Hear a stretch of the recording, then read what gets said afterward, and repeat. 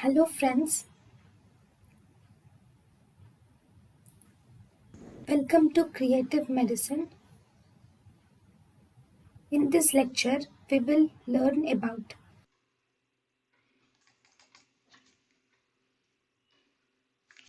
Phenytoin has an antiarrhythmic.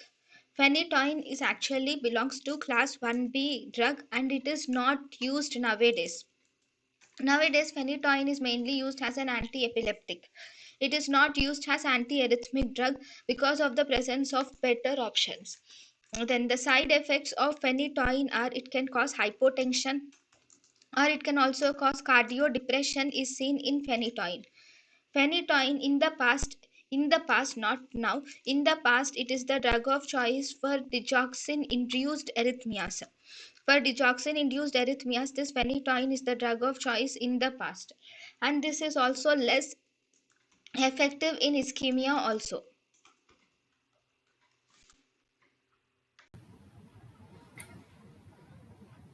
thank you and thank you for watching.